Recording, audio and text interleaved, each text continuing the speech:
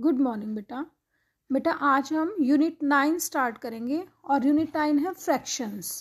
और बेटा fractions unit आपने जो है 3rd क्लास में भी की थी। तो जब आप लोग मेरे साथ क्लास में होते हो तो मैं आपसे पूछती हूँ बेटा व्हाट इज फ्रैक्शन।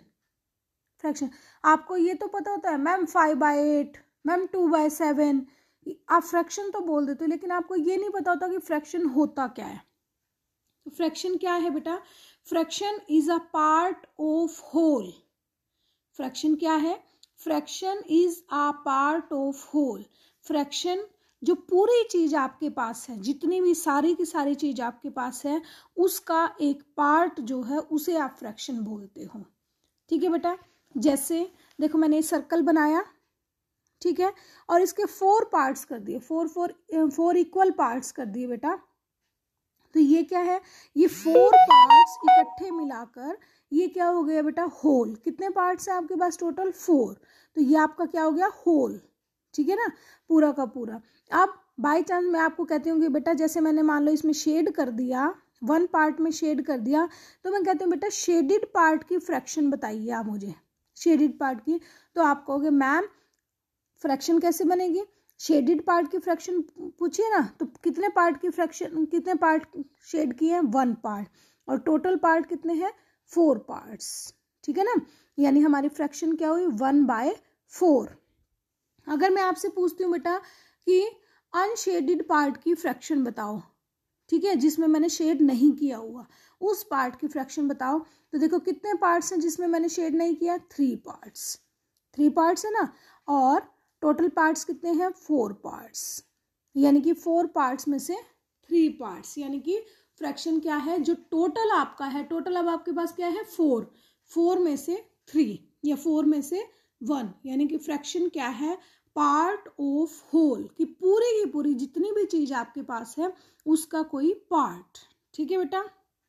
अब देखो अगर आपको इतना पता है, अब 3rd में आपने ये भी किया था कि fraction, upper part of fraction is numerator, upper part of fraction is numerator and lower part of fraction is denominator. पता है ना कि जो ऊपर वाला पार्ट है वो न्यूमरेटर और जो नीचे वाला पार्ट है वो डिनोमिनेटर।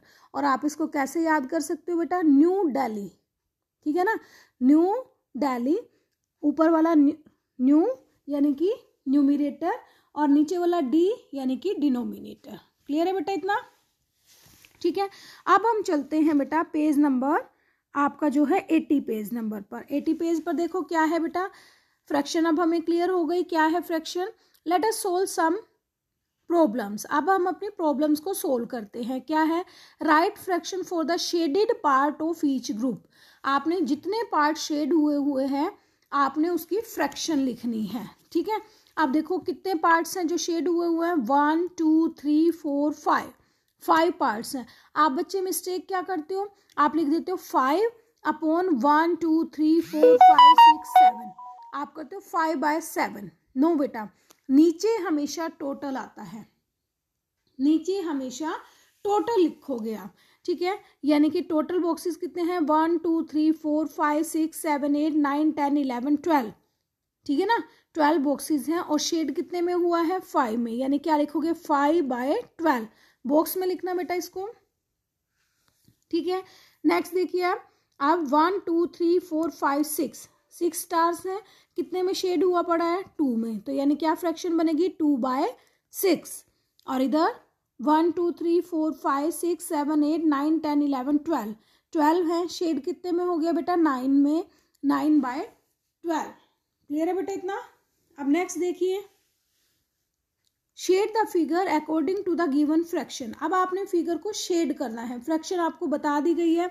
देखिए 5/9, आप काउंट करोगे बेटा, आपके टोटल बॉक्सेस हैं 9, जो नीचे लिखा हुआ है उतने आपके टोटल बॉक्सेस हैं।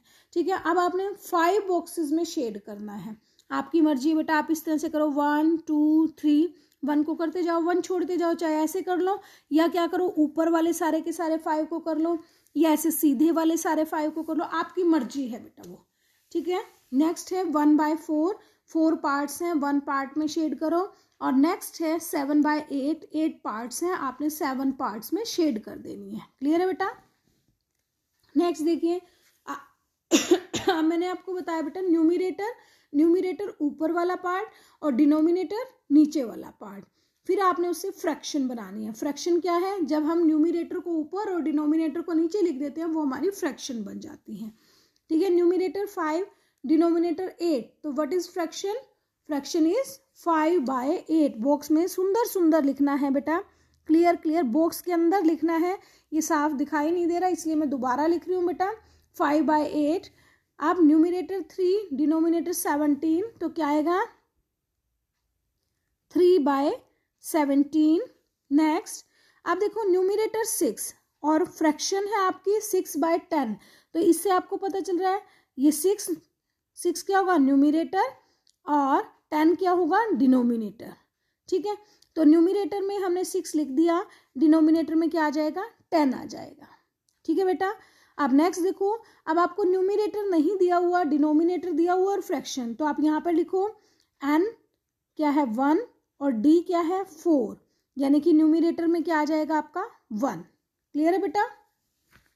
ठीक है, नेक्स्ट चलते हैं बच्चे, compare using sign of greater than, less than और इक्वल। ठीक है, तो कैसे करेंगे? 4/3 7/3। बेटा एक बात ध्यान रखनी है, पहले आपने डिनोमिनेटर चेक करना है, अगर डिनोमिनेटर सेम है तब आप फ्रैक्शन को कंपेयर करोगे। वैसे आपके पास डिनोमिनेटर सेम वाले ही हैं अभी स्टार्टिंग में, लेकिन याद रखना है जब आपके डिनोमिनेटर सेम है तभी आप फ्रैक्शन को कंपेयर करोगे। ऐसे देखकर वैसे आप कंपेयर नहीं करोगे। जैसे 4/3 और इधर 7/3, तो कौन सा ग्रेटर हुआ 7/3, और जो ग्रेटर है उसकी तरफ ऐसे बताया था ना, उसकी तरफ ऐसे स्टाइल मारा करो जो ग्रेटर है। ठीक है ना, उसकी तरफ इस तरह से स्टाइल कर दिया करो। और नेक्स्ट देखिए 1/8 1/8 दोनों इक्वल हो गए। आगे 13/17 और 5/17, तो 13/17 ग्रेटर हो गया। इधर 3/10 3/10 इक्वल हो गए बेटा। अब सोल्व द फॉलोइंग, अब इन्हें सोल्व करो। 4/9 प्लस 1/9, तो आपने क्या करना है, सबसे पहले तो इक्वल का साइन डालना है। अब जो कुछ नीचे होता है वो बेटा एज इट इज रहता है, ना कभी प्लस होता ना कभी माइनस होता, एज इट इज। ठीक है, और ऊपर वालों को यानी कि न्यूमिरेटर्स को आप प्लस कर दोगे। 4 + 1 5, अगर माइनस करना है ऊपर माइनस का साइन होता तो हम माइनस कर देते। ठीक है बेटा, नेक्स्ट देखिए इधर इन्हें प्लस करो, लेकिन आप बच्चे इक्वल का साइन नहीं डालते और नीचे वालों को भी प्लस कर देते हो। नो बेटा, ऊपर वालों को प्लस करना है, नीचे डिनोमिनेटर आपका वही का वही रहता है। 2 + 5 7 + 3 10 सॉरी। ठीक है बेटा, जैसे यहाँ पर देखो 15 - 3 कितना आ गया 12/13। तो इस तरह से बेटा आपने ये पेज नंबर 80 एंड 81 ये दोनों पेजेस बेटा आपने अच्छी तरह से अपनी बुक पर ही करने हैं और इसे कंप्लीट कर लेना है बेटा। ठीक है, ओके बेटा।